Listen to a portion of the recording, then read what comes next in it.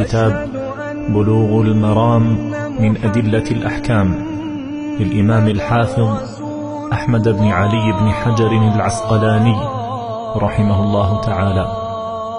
قال رحمه الله: بسم الله الرحمن الرحيم.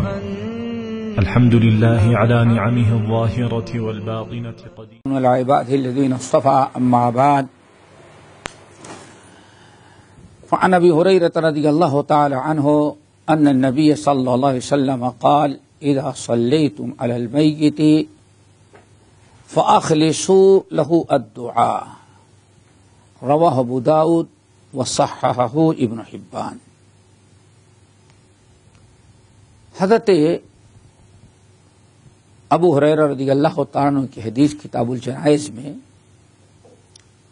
اس سے پہلے بھی حضرت ابو ہریرہ رضی اللہ تعالیٰ عنہ کی تھی، جس میں دعا کا تذکرہ تھا کہ نبی علیہ السلام دعا کرتے تھے: اللہم اغفر لحینا میتنا وشاہدنا وغائبنا. اس طرح سے اور بہت ساری دعائیں تھیں، اس سے پہلے بھی گزر چکی ہیں. ہم نے ویسے بتایا کہ جو دعا انسان کو یاد ہو پڑھے، اور اگر زیادہ دعائیں یاد ہیں، موقع ملتا ہے تو زیادہ پڑھائیں، کوشش کریں جامع دعاؤں کے پڑھنے کا. اور آج والی جو حدیث ہے اس کا تعلق بھی دعا ہی سے ہے. نبی علیہ السلام فرماتے ہیں: اذا صلیتم علی المیت، جب تم لوگ میت پر کھڑے ہو کر کے اس کے جنازے کی نماز پڑھو. سمجھیے نا، جہاں ہے الصلاۃ علیہ تو عام طور پر نماز جنازہ مراد ہوتی ہے. اسی لیے آج بھی ہر میں الصلاۃ علی المیت یرحمکم اللہ. ہاں، علی المیت عام نماز کے لیے جو جملہ ہوگا اور جنازے میں یہی فرق ہے.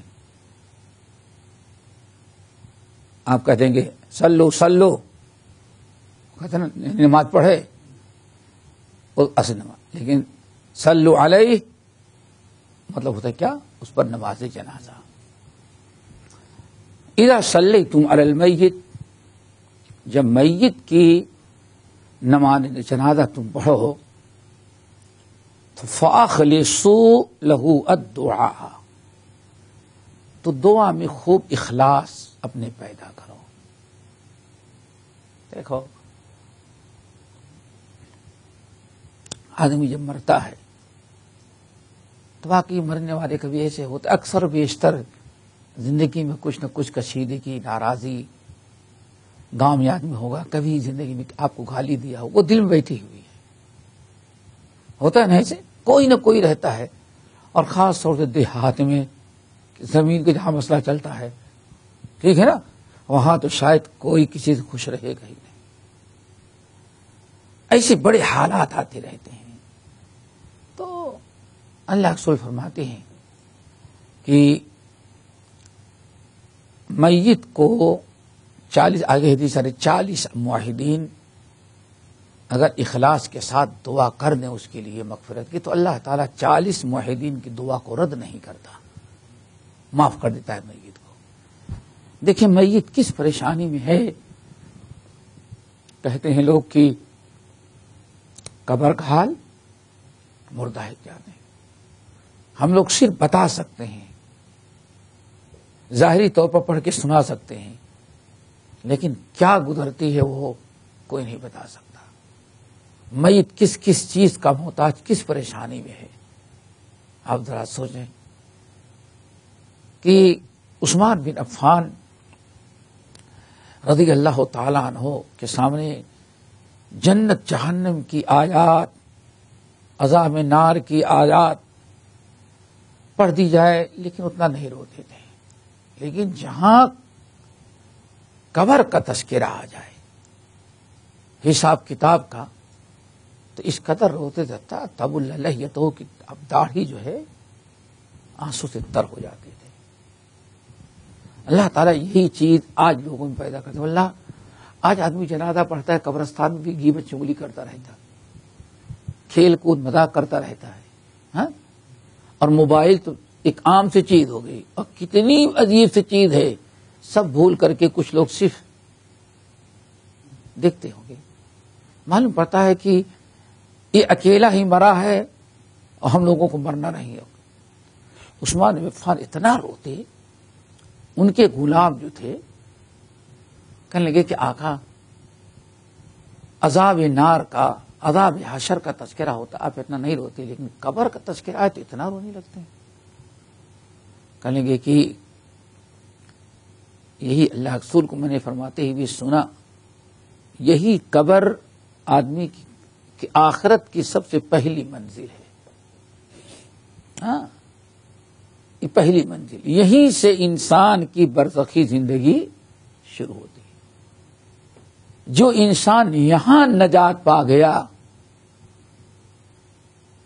قبر، عذاب قبر سے، فما بعد ہو ایسر من ہو، تو سمجھو کہ اس کے بعد والی بھی ساری منزلیں اس کے لیے آسان ہو گئی. اور جو یہاں پکڑ لیا گیا، یہاں ناکام ہوا اور عذاب میں مبتلا ہوا، تیری کہیں ختم ہو گیا، اس کے بعد جتنی منزلیں آئیں گی اس سے بھی زیادہ سخت ہوں گی. یہ آخرت کی سب سے پہلی منزل ہے. تو ایسے موقع پر رحمت للعالمین نے بڑی پیاری نصیحت کی کہ دیکھو، جب میت کی نماز جنازہ پڑھنے لگو تو دعا میں خوب اخلاص پیدا کرو. وہاں کوئی پرانی عداوت، کوئی دشمنی، کوئی نفرت، یہ ساری چیزیں نہیں رکھو. اخلاص کے ساتھ اس کے حق میں دعا کرو، چونکہ اللہ اکبر، جانتے ہیں کہ انسان اگر مر گیا تو دعا سے زیادہ کوئی فائدہ پہنچانے والی چیز ہے اس کا اپنا عمل، اور عمل کے بعد مسلمانوں کی دعائیں.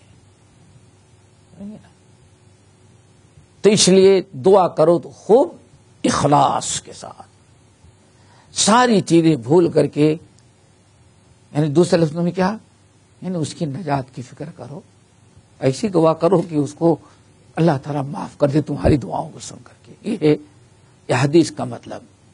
تو ہمیشہ رشتے ناتے گاؤں میں جب میت آتی ہے تو بہت آپ کھڑے ہو کر سوچنے لگیں تو پتہ نہیں کتنے معاملات بگڑے رہے ہوں گے آپ کے ساتھ، گھر والوں کے ساتھ، کبھی بچوں کے ساتھ. تو اب اللہ تعالیٰ کا معاملہ ہے، آپ اپنے طرف سے اس کے حق میں سب بھلا کر کے سچی نیت کے ساتھ اس کے حق میں دعائے مغفرت کریں. یہ ہے حدیث کا مطلب. اذا صلیتم علی المیت، جب میت کی نماز جنازہ پڑھو تو فاخلصوا له الدعاء، دعا میں خوب اخلاص پیدا کرو، چونکہ تمہارا ایمان و یقین ہے کہ اب میت کو ہم اگر کچھ فائدہ پہنچا سکتے ہیں تو اپنی دعا کے ذریعے. اس حدیث کو امام ابو داؤد رحمۃ اللہ نے روایت کیا ہے، اور امام ابن حبان رحمۃ اللہ علیہ نے اس کو صحیح قرار دیا ہے. تیسری حدیث وہ بھی ابو ہریرہ رضی اللہ، دوسری حدیث کے بعد والی وہ بھی حضرت ابو ہریرہ رضی اللہ تعالیٰ عنہ ہی سے مروی ہے.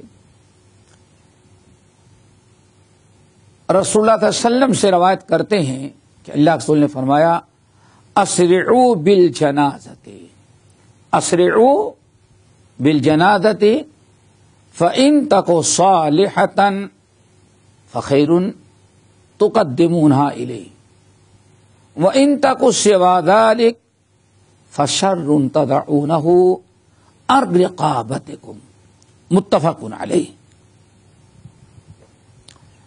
یہ حدیث بڑی ہی اہم ہے اور اس کو یاد رکھیں، اور نبی کا فرمان ہے کوشش سے کریں کہ میت کوئی ایسا نہیں کہہ سکتا ہمیں میت کا سامنا نہیں کرنا پڑتا. اور اس حدیث کے مطابق تدفین ہونی چاہیے، تجہیز تکفین اس حدیث کے مطابق. اور میت کا اس میں بڑا فائدہ ہے، لیکن آج لوگوں نے بہت زیادہ کسی اور انداز سے میت کو دفنانا کفنانا. ہمیں یاد ہے یہاں ہمارے پڑوس میں ایک انسان مرا تو 31 دن کے بعد دفنایا گیا. کتنے؟ پڑوسی ہمارا تھا بنگلہ دیشی، ایک دن کیوں؟ ہم کو تو وہیں لے جا کر کے دفنانا ہے. کہاں؟ بنگلہ دیش. یہ چھٹی وہ چھٹی، کچھ بینک کا کاروائی، جب تک کلیئر نہیں ہوگا تب تک نہیں جانے دیں گے. لیکن آدمی خوش ہے. اور یہ بھی پتا چلا کہ ڈھاکہ سے اترنے کے بعد کم سے کم 24 گھنٹے بائی روڈ جانا پڑے گا، تب جنازہ کہاں پہنچے گا؟ گاؤں. ایک مثال ہم نے دی. آج اسے بہت ہو رہا ہے. ہفتہ ہفتہ تو عام طور پر ہو جاتا ہے، ہفتے ہفتے ٹھان لینے ہم کو پاکستان ہی لے جانا ہے. اور کچھ لوگوں کو میں نے سمجھایا تو کہتے ہیں شیخ اللہ کے واسطے اسے زیادہ نہ سمجھائیں. کیوں؟ ہم لوگ یہاں دفنائیں گے تو اسے خاندان کو لوگ کہتے شاید تم ہی لوگوں نے اس کو مار ڈالا. مزاج علاقے غیر کے لوگ. اس میں نہ آپ کا فائدہ ہے اور نہ میت کا فائدہ ہے، دونوں کو نقصان ہے. اس لیے دیکھو پیارے نبی نے فرمایا اور کتنے اچھے انداز سے، اسرعوا بالجنازۃ، جنازے کو ذرا جلدی کرو، جلدی کرو. فإن تکو صالحۃ، اگر میت اچھی ہے تو فخیر تقدمونہا الیہ، تو زیادہ دیر تک روک کر کے اس کو ایک اچھی چیز سے تم محروم کرے. واللہ ذرا دیکھو اس کو علم آ جانے کے بعد بھی آدمی نہیں ایک ہی بیٹا ہے، جب تک دیدار نہ کر لے. اس میں میت کے ساتھ بھلائی نہیں. اللہ فخیر تقدمونہا الیہ، اگر دیندار ہے، اچھی میت ہے تو جلدی کر دو، جو بہت اچھی چیز سے تم نے اس کو محروم کر رکھا ہے. ذرا سوچیں. اللہ ایک انسان نیک صالح ہے، اچھا ہے، ان سے مرنے کے وقت ہی سے تتنزل علیہم الملائکہ اللہ تخافوا ولا تحزنوا، چلتے جاؤ. روح قبض ہوئی، کتنے خوشی سے وہ، کتنا خوش وہ. پھر اوپر گیا، استقبال، اللہ کے پاس گئی روح. ہاں کیا پوچھنا. پھر اللہ کیا فرماتے، اس کو لے جاؤ، اٹھاؤ، اس کی قبر کو جہاں تک نگاہ کام کرتی اتنی لمبی اور چوڑی بنا دو. کتنا بڑا گھر چاہیے یار. پھر فافرشوا لہ من الجنہ، جنت کا بچھونا اس کی قبر میں بچھا دو. وَافْتَحُوا لَهُ بَابًا مِنَ الْجَنَّةِ، اور جنت کی ایک کھڑکی اس کے قبر میں کھول دو. کیا کہہ رہے ہو؟ پھر اس کو لٹا دو. بس نادام آسمان سے لفظ نہیں، اب زیادہ سوال نہ کرو، ہمارا بندہ کامیاب. کتنی بڑی جنت میں پہنچ گیا انسان. لیکن ہم اس کو کہاں روک رکھے ہیں؟ اور آپ جانتے ہیں کہ اللہ کبھی زیادہ روکنے سے میت کی لاش، اسی لیے کبھی ہاسپٹل والے کہتے ہیں بھائی اس سے زیادہ کچھ بیماریاں ایسے ہو جاتے ہیں کہ لاش کو زیادہ دیر تک رکھ نہیں سکتا، بدبو آ جاتی ہے. ان کے پڑوس میں انتقال ہوا، یہاں ایکسیڈنٹ کے اندر ریاض میں، لاش جاتے جاتے بامبے پہنچی. کب؟ ایک ہفتہ. اللہ اسی نوبت نہ لائے. جب لوگوں نے اس کا چہرہ دیکھنے کے لیے وہ پلائی بس کھولا ہے تو کوئی آدمی کھڑا نہیں ہو سکتا تھا، کوئی آدمی کھڑا نہیں ہو سکتا تھا. یہ انجام ہوتا ہے. تو کبھی اللہ اور بہت خوشی ہوئی ابھی ہمیں، واللہ بہت خوشی ہوئی. اور آپ لوگ یاد رکھیں، دیکھیں بھائی، یہ مرنا سب کو ہے، بیان کرنے سے کوئی مر نہیں جاتا، سننے سے کوئی مرتا نہیں، لیکن ایسا نہیں ہے. ابھی بامبے میں مولانا مقیم صاحب کا انتقال ہوا. ایک تھے بڑے دیندار اچھے عالم، انتقال ہوا. اتفاقاً ایسا کہ بڑا بیٹا بھی نہیں، یو پی چلا گیا تھا، کیا کہتے لاک ڈاؤن، وہ اس میں پھنس گیا. بھائی نہیں، ماں بوڑھی بیچاری نہیں، ہمارا انتقال ہوا. لیکن سننے کے اب آیا، بتایا لوگوں نے، بچوں نے، کہ بیوی بچوں سے کہا تو دیکھو جتنی جلدی ہم کو دفنا دینا، کسی کا انتظار نہ کرنا، تاخیر نہ کرنا، سمجھیے نا. تو اس چیز کا خیال رکھیں کہ ہمیشہ اگر اپنی میت ہے تو جتنی جلدی ہو اس کو دفنانے کی کوشش کریں. کیا خبر کہ اللہ کے نبی کی سنت پر عمل کریں. آپ جتنا چاہتے ہیں کہ ہاں فلاں آئے گا اس کا دیدار کر لے گا، یہ سب، اس سے زیادہ اللہ تعالیٰ آپ کے سنت پر عمل کرنے کی وجہ سے اس کو اور نواز دے میت کو. سمجھیے نا. تو آپ نے فرمایا کہ اسرعوا بالجنازۃ، لوگو جنازہ ذرا جلدی کرو. فإن تکو صالحۃ، اگر دیندار ہے، اچھی میت ہے، فخیر تقدمونہا الیہ، تو بہت اچھی جگہ ہے جہاں اس کو تم جلدی پہنچا رہے ہو. ہاں، جنت کی کیاری. ہاں، اللہ اکبر. وإن تک سوا ذلک، اور اگر اس کے علاوہ ہے، اللہ نہ کرے، اگر اس کے علاوہ ہے، علاوہ کا مطلب کیا ہے؟ برا، مرنے والا بدعمل بد کردار ہے. وإن تک سوا ذلک، اور اگر اچھے کے علاوہ کوئی دوسری چیز ہے، تو فشر تدعونہ، تو ایک بدترین چیز تھی اللہ کے نزدیک جس کو تم اپنے کندھے پر رکھے ہوئے ہو اور اپنے گھر میں رکھے ہوئے ہو. ہاں، دیکھ رہے ہیں نا کتنی حکیمانہ بات اللہ صلی اللہ علیہ وسلم. ہر حال میں میت کا فائدہ اور آپ کا فائدہ. فشر تدعونہ، الرکاب، اپنے کندھے سے، اپنی ذمہ داری سے نکال دیا. حدیث متفق علیہ ہے. اس حدیث کا دو معنی بیان کیا جاتا ہے. ایک معنی تو یہ ہے کہ میت کو جب قبرستان کے لیے لے کے نکلو تو گھومتے ٹہلتے آہستہ آہستہ نہ جاؤ، بلکہ کیا کرو، بڑی بھاگو نہیں، لیکن عام چال نہیں، بلکہ تیزی کے ساتھ لے کے چلو. اللہ اکبر. تیزی کے ساتھ، جتنی جلدی ہو اپنی رفتار. وہ اتنا تیز نہ دوڑو کہ ہاں میت کا کچھ نقصان ہو، لازمی چیزیں جھٹکا لگے کچھ نہیں.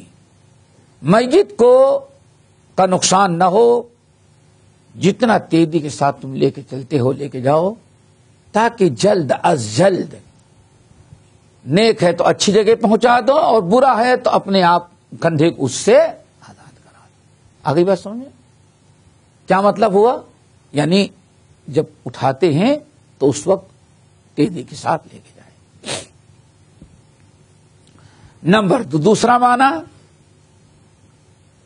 اپنا کندھا خالی کر لو. یہ اردو محاورہ بھی ہے اور عربی. کیا مطلب کہ بھائی ذمہ داری کو بھی کیا کہتا ہے؟ کندھے پر بوجھ ہے. کہتے ہیں نا بھائی ہمارے کندھے بڑا بوجھ ہے، کیا اتنی ذمہ داری. تو ایک مسلمان بھائی تمہارا مر گیا ہے، اب تمہاری ذمہ داری ہے اس کے کفنانے کا، دفنانے کا، تجہیز کا، تکفین کا. تو جتنی جلدی ہو اس کی تجہیز، تکفین، نہلا دھلا کر کے، کفنا کر کے، نماز جنازہ پڑھ کے، جتنی جلدی ہو اس کو کہاں پہنچا دو؟ قبرستان ہے. اس لیے یہیں سے ایک چیز اور آ گئی بات سامنے. اتنی تاکید ہے، اور کبھی کبھار میت کو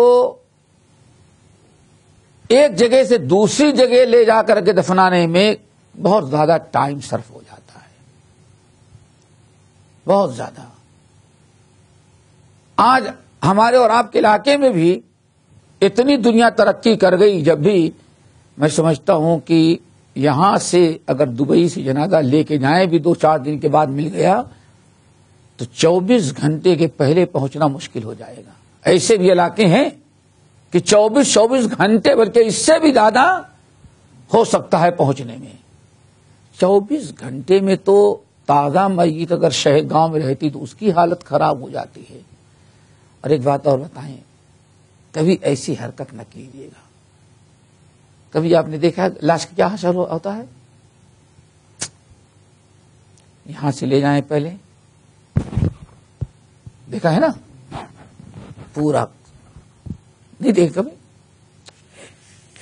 ہم کو تو جنازے پر کے لیے جانا پڑتا ہے، تو کبھی اللہ ہم نے ہاسپٹل میں دیکھا، جب تمہارے آفس کے سامنے مکتوم کوئی راشد کون ہاسپٹل تھا، وہاں مسجد کے ساتھ میں نہلانے کا انتظام تھا۔ اللہ ایسے ہی سب نکال کر کے پھر اس میں کچھ اور بھرتے تھے، وہ سی کوئی دوا، پھر اس کے بعد بڑے سے اس کے سلتے ہیں، دوا بھرتے ہیں، پھر اس کے بعد کہنے لے جاؤ۔ کیوں کہتے ہیں؟ اس کے اندر اتنی کچھ ایسی چیزیں ہیں کہ اتنی دیر تک وہ رہیں گی تو زہر پھیل جائے گا، وہ اس لیے بہت ساری چیزیں کیا کرتے ہیں وہ۔ اللہ جزائے خیر دے، ایک عورت نے اپنے شوہر کا حشر دیکھ لیا دبئی میں، تو اس نے کان پکڑ لی کہ آئندہ میں کبھی ایسی چیز نہیں کر سکتی۔ دوستو کیا ضرورت ہے؟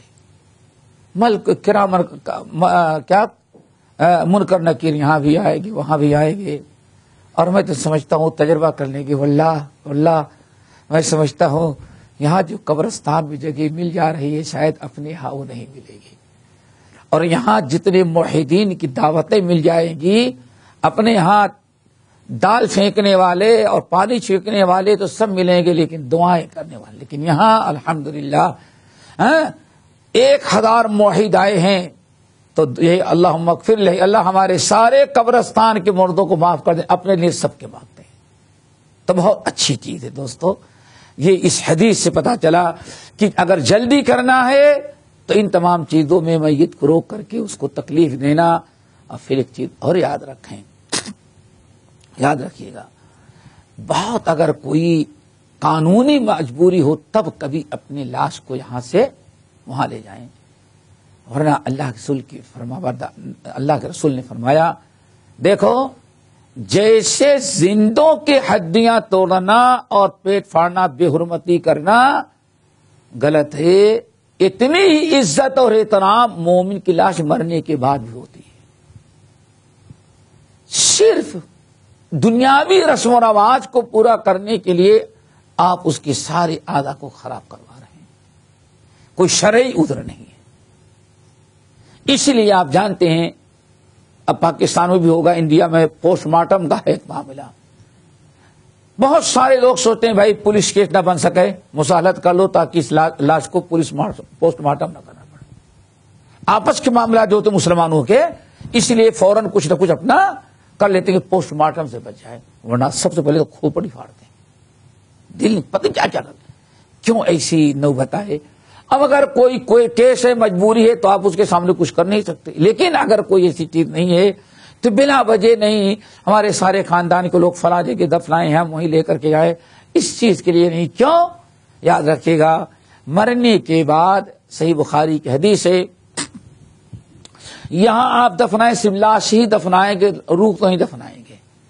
پاکستان میں لے جا کے دفنائیں، وہاں بھی لاش ہی دفنائیں گے، روح تو نکل چکی ہے۔ انڈیا میں لے کے جاؤ گے، وہاں بھی روح کب نکل چکی ہے۔ روح کو جہاں پہنچنا تھا وہاں پہنچ گئی ہے، چاہے یہاں لاش ہو یا وہاں۔ اللہ کے رسول نے فرمایا، الارواح جنود مجندہ فما تعارف منها ائتلف وما تناکر منہا اختلف او کما قال علیہ السلام. روحیں آپس میں ایک دوسرے سے جڑی ہوئی پہچانتی ہیں. مرنے کے بعد روح جب جاتی ہے تو اپنے لوگوں کی روحوں میں داخل ہو کر پہچان لیتی کہ فنا والد کی روح ہے یا میری ماں کی روح ہے. تو روحوں کی جگہ الگ الگ نہیں، پاکستان کے الگ ہو، انڈیا کے الگ ہو، امارات، وہاں سب کا ایک ہے. قبرستان تو الگ ہو سکتا ہے لیکن روح اکٹھا ہونے کی جگہ ایک ہے. آئی بات سمجھ میں؟ چلو تو اس چیز کو یاد رکھیے گا.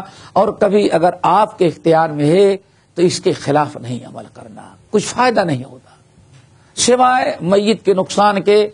اور پھر اللہ جب تک تدفین نہ ہو جائے گھر والے بھی پریشان رہتے ہیں، گھر والے بھی پریشان رہتے ہیں.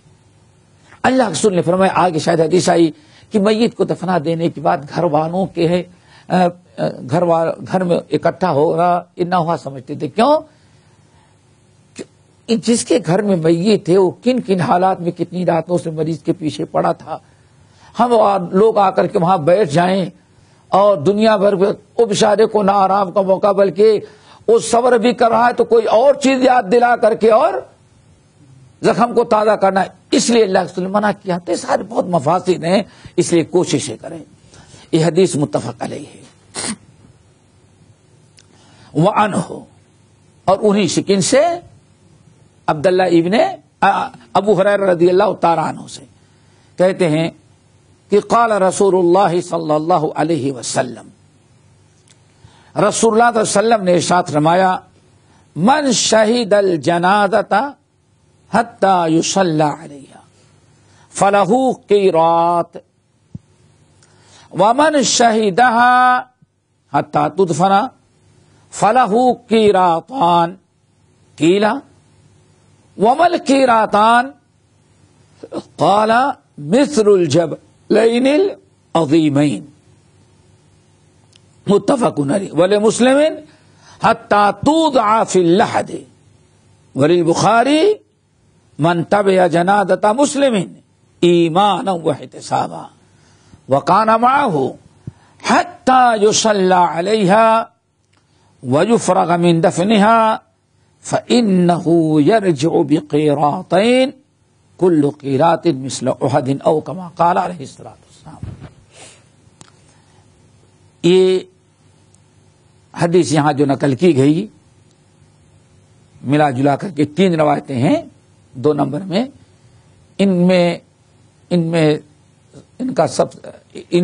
ان احادیث میں جو کچھ بیان کیا گیا وہ نماز جنازہ پڑھنے اور تدفین کے اجر و ثواب اور فضائل میں.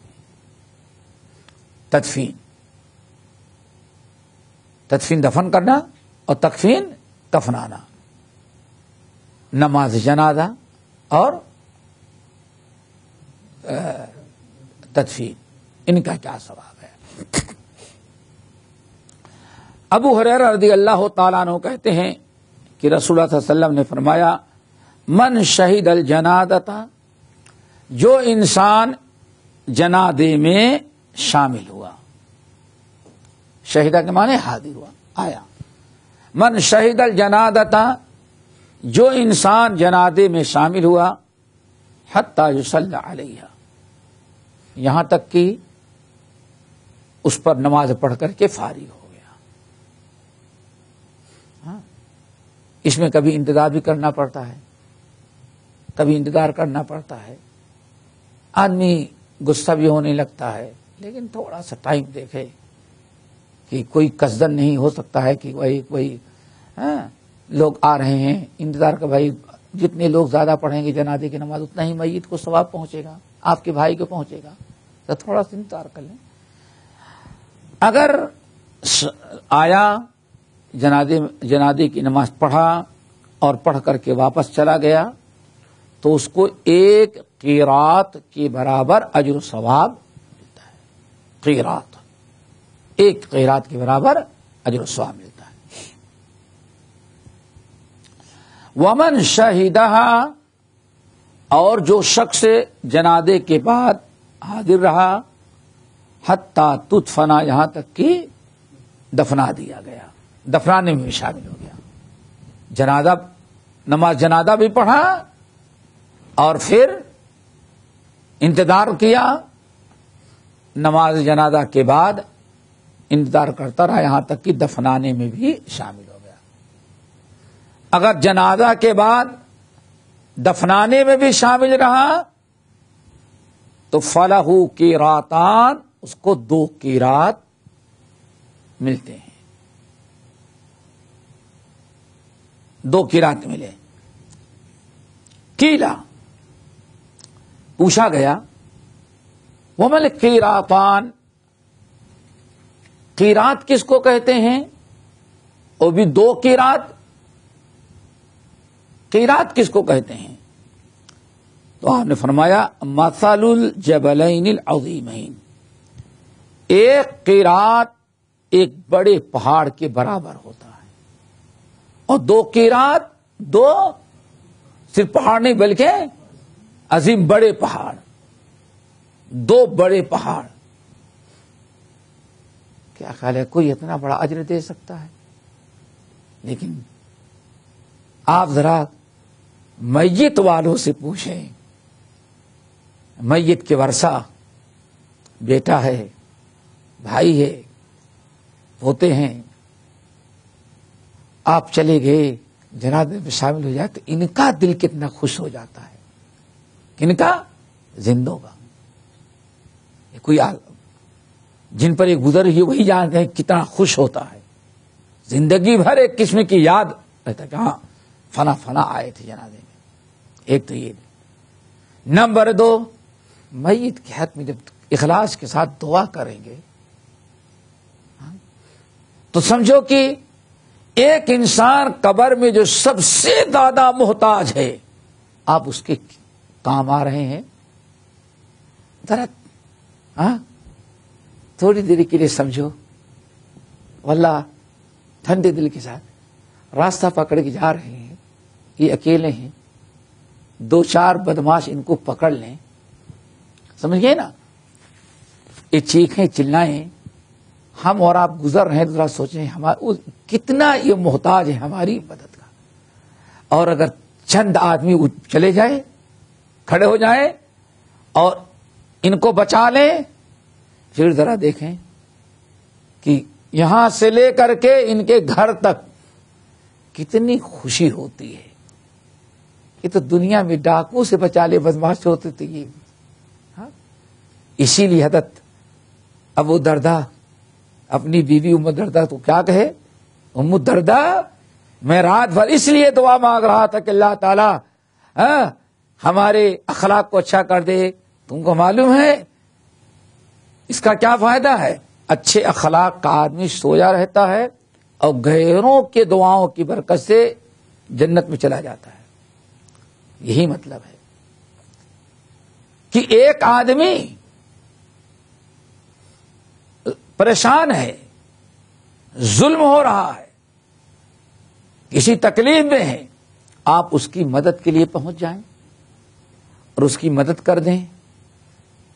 تو آپ تو چلے گئے، اپنے گھر والوں سے بتائے 10 منٹ لیٹ ہو گئے، کیوں فلاں جگہ ایک مظلوم تھا بیچارہ، ہم نے سوچا اس کی ذرا مدد کر دو، بس آپ یہیں تک کہیں گے۔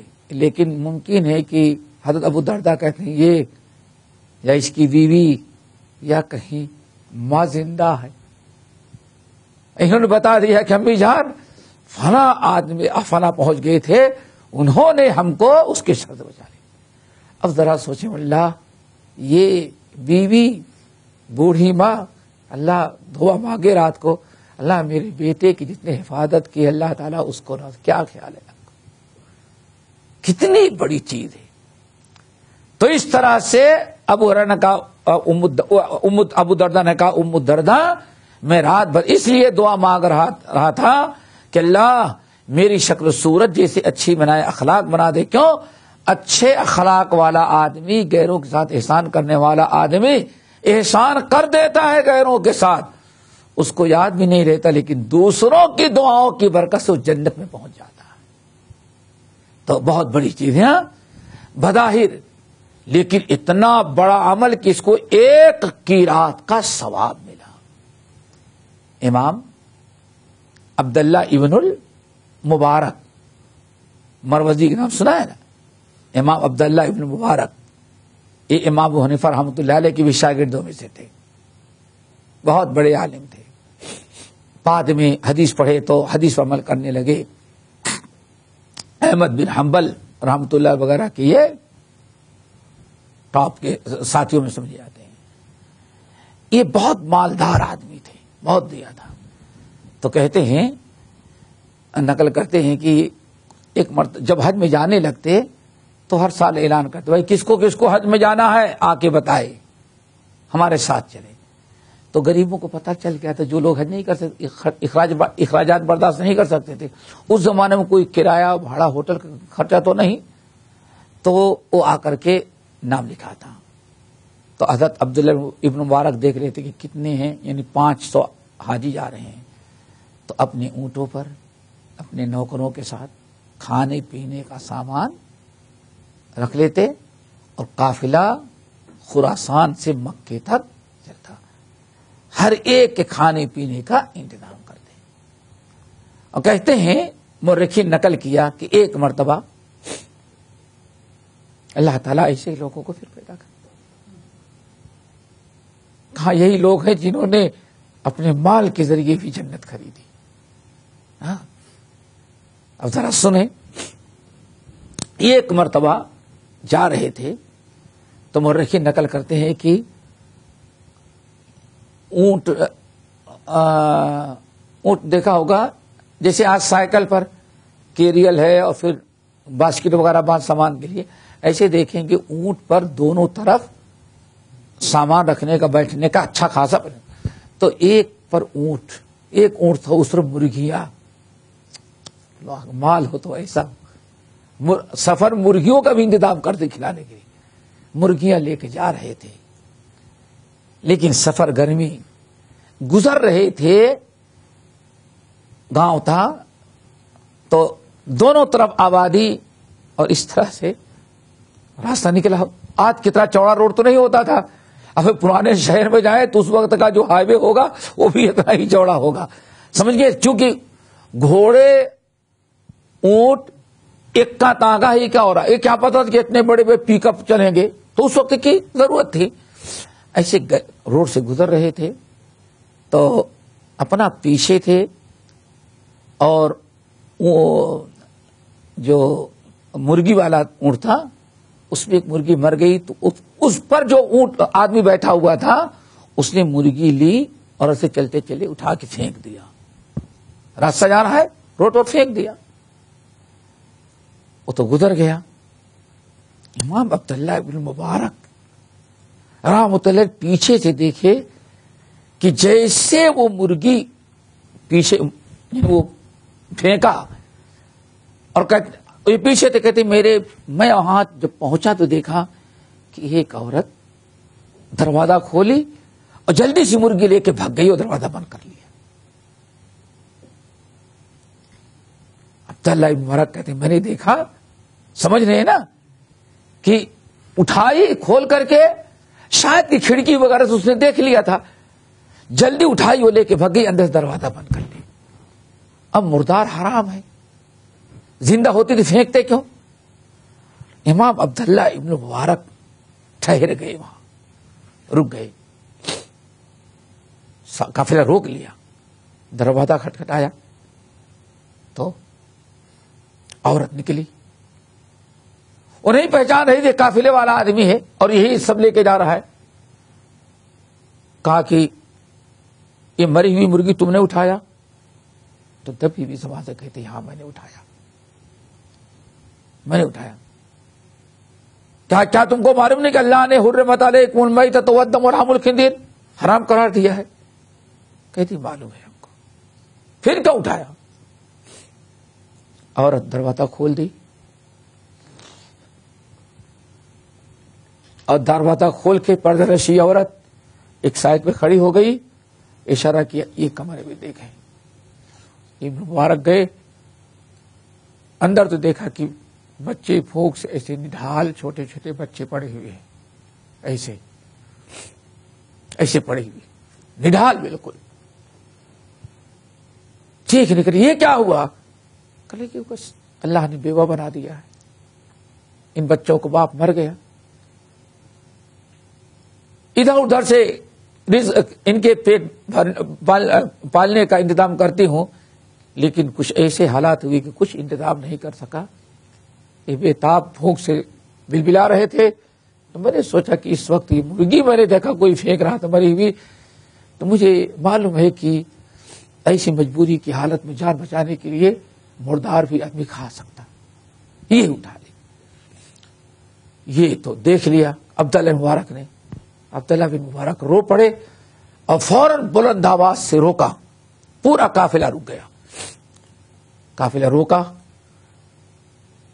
کھائی مرغی نہیں پکانا، مرغیاں، اناج، غلہ، جو اس کھانے پینے کا سامان تھا جتنا ہو سکتا تھا اتنا دیے، پھر اس کے بعد چلے گئے۔ اللہ اکبر، بتا رہا تھا کہ آپ کو نہیں پتا کہ آپ کسی میت کے جنازے میں شرکت ہو گئے کر لیے اور اخلاص کے ساتھ دعا دی اور اس کے ورثہ کو ذرا تسلی دے دی، تو آپ کو نہیں پتا کہ اس کے دل میں کتنا اثر ہوتا ہے، کتنا حوصلہ، وہ سوچتا ہے کہ ہاں ابھی بھی ہماری ہمدردی کرنے والے لوگ موجود ہیں، یہ خدمت خلق ہے۔ اس لیے بتا رہے ہیں کہ بظاہر اتنے چھوٹے عمل پر ایک پہاڑ کے برابر اجر و ثواب، ایک کی رات۔ تو ایک مثال میں نے دی، عبداللہ ابن مبارک نے جب اس طرح سے دیا تو قافلے میں بہت سارے لوگ تھے، کسی نے فارسی میں اس پر ایک نظم پڑھی بڑی عبرتناک، اور کیا کہا؟ دل بتستاور، لوگوں عبداللہ ابن مبارک نے جو حاجیوں کا سامان کم کر کے اس بیوہ عورت کو دے دیا، اس پر عبداللہ کو ملامت نہ کرنا، تنقید نہیں کرنا۔ کیوں؟ اس میں سارے لوگ تو کتنے نفلی حج میں جاتے ہوں گے۔ دل بتستاور کی حج اکبرس، نظم پڑھا اس کو دیکھ، دل بتستاور کی حج اکبرس، اد ہزار کعبہ یک دل بہترست۔ پڑھا کہ لوگوں کیا سمجھتے ہو، پریشان، دکھی، مشکل میں گھرے انسان، مصیبت زدہ کے دل کو خوش کر دینا، یہ نفلی حج اور نفلی عبادت سے بھی کبھی افضل ہو جاتا ہے۔ دل بدستاور کی حج اکبرت، اد ہزار کعبہ یک دل بہترست، 1000 مرتبہ خانے کعبہ کا طواف کرو، شاید وہ ثواب نہیں مل سکتا جو کسی دکھی انسان کے دل کو خوش کر دو تو اس لیے ہم نے آپ کو اس لیے بتا دیا آپ لوگوں کو کہ ہمارے ہاں حدیث کے انکار کرنے والوں کا ایک چکر، ارے اتنے عمل میں اتنی اللہ تعالیٰ کیا نیکیاں فری میں، تنقید کرنے والے۔ اس لیے میں نے اتنی تمہیدی بات بتا دی کہ یہ کوئی معمولی کام نہیں ہے، جس کی ہاں میت ہوتی اس کے دل سے پوچھو کہ ہم اور آپ چلے جائیں اور یتیم بچوں کے سر پر ہاتھ رکھ دیں، گلے لگا لیں، چند باتیں حوصلے کی کہنے کر دیں، ان کا جتنا دل خوش ہوتا ہے شاید کہ مال و دولت ملنے پر اتنا خوش نہ ہو۔ اس لیے اللہ رسول اتنا بڑا ثواب، کتنا؟ ایک قیرات، اور قیرات کتنا بڑا ہوتا ہے؟ قیرات سے مراد ایک بڑے پہاڑ کے برابر۔ اور اگر کسی نے جنازہ پڑھا، جنازہ پڑھ لیا اور جنازہ پڑھنے کے ساتھ ساتھ اور آگے بڑھ گیا، کبھی ایسا ہوتا ہے جنازہ ایک جگہ ہوتا ہے اور قبرستان دوسری جگہ ہوتا ہے، وقت، محنت، سواری، سفر، دقت، بہت ساری چیزیں، اور کہیں ایک ہی ساتھ ہوتا ہے۔ کچھ لوگوں کو جلدی ہوتی ہے، سلام پھیرے اس کے بعد بھگے، لیکن اگر کوئی انسان جنازے کے بعد، نماز کے بعد تدفین میں شرکت ہو جائے، دور قبرستان جائے، کوئی بات نہیں، وقت لگائے، کہاں اتنی نیکی ملنے والی ہے، اگر گیا نماز جنازہ کے بعد دفنانے میں شریک ہو گیا تو اللہ رسول فرماتے ہیں تو اس کو 2 قیرات ثواب ملتا ہے، 2 بڑے پہاڑوں کے برابر اجر و ثواب ملتے ہیں۔ حضرت عبداللہ ابن عمر ابن الخطاب رضی اللہ تعالیٰ عنہ کے بارے میں آتا ہے، جب کسی نے ان کو حدیث سنائی، جنازہ پڑھے واپس جا رہے تھے، عبداللہ سنو اللہ سننی حدیث ہے، ہاں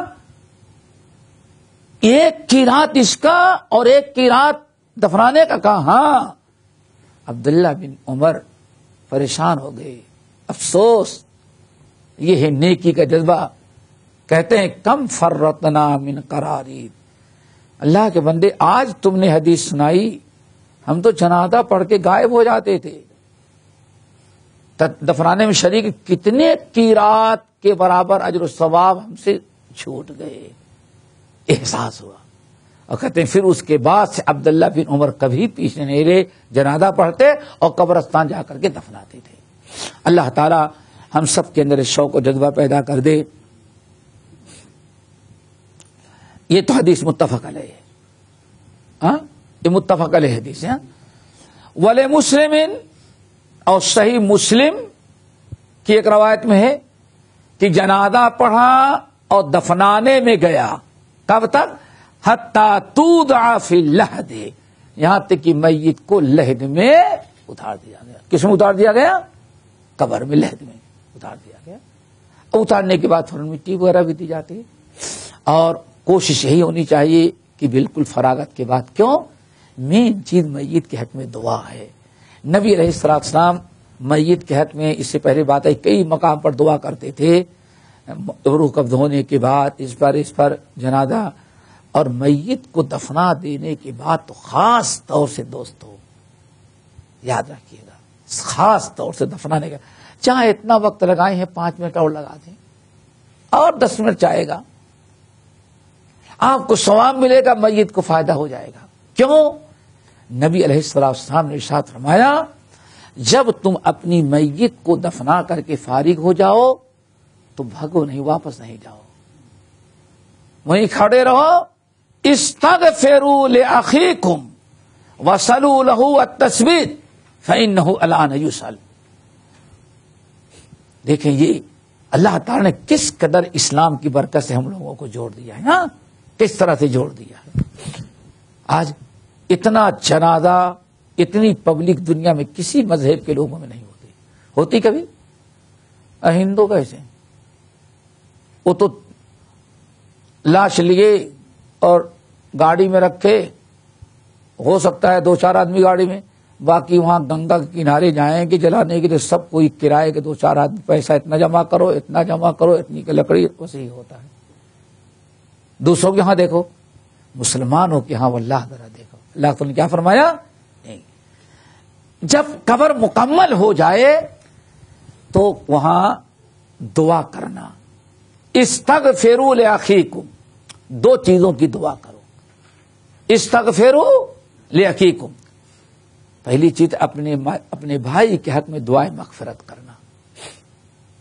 دیکھو جنازہ سے لے کر کے، اور ابو سلمہ والی حدیث ہیں گے، اللہ کے سل آیت کیا؟ وغفر لے اللہم اغفر لے ابی سلمہ، وہاں سے لے کر کے دفنانے کے بعد تک مغفرت ہی کا مسئلہ ہے میت کے حق میں، اللہم اغفر لے حینا و میتنا، یہاں دفنانے کے بعد بھی کیا؟ استغفروا لأخیکم، رب سے دعا کرو کہ اللہ ہمارے اس بھائی، ہماری بہن کو معاف کر دے، اس کی مغفرت کر دے۔ تو یہ بہت ضروری ہے۔ نمبر 2 آپ نے فرمایا وصلوا له التثبیت، اس کے ثابت قدمی کی دعا کرو۔ بڑی مشکل گھڑی میں ہے، مشکل گھڑی ہے وہ، اب زمین پھاڑتے ہوئے منکر نکیر کا آنا، من ربک وما دینک، سوال کرنا، تو اللہ نے فرمایا اس وقت اس سے سوال کیا جاتا ہے، اس لیے کھڑے ہو کر کے دعا مانگو کہ اللہ تعالیٰ سوال کے وقت اس کو ثابت قدم رکھنا۔ ہاں یہ 2 چیزیں، یہ کب ہوگا؟ دفنانے کے بعد۔ تو اس لیے یہ چیزیں یاد رکھیں۔